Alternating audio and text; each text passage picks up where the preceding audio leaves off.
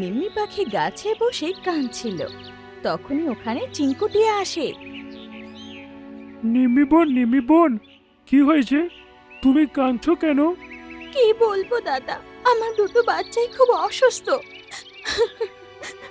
যদি বাচ্চারা অসুস্থ তাহলে তুমি তার চিকিৎসা করাও। এরম ভাবে তো ওরা আরো বেশি অসুস্থ হবে।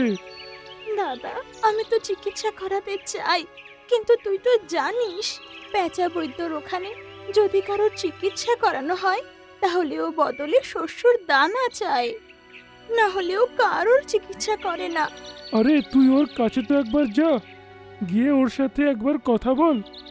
দাদা, তোর কথায় একটু সাহস তো পেলাম আমি।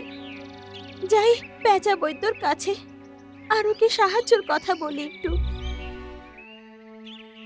নিম্মি কাঁদতে কাঁদতে পেঁচা বৈদ্যর কাছে যায়। কি হয়েছে নিম্মি? কাঁদছো কেন? আমার বাচ্চারা খুব অসুস্থ।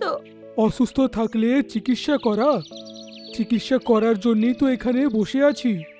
কিন্তু আমার কাছে দেওয়ার মতো শস্যের দানা নেই।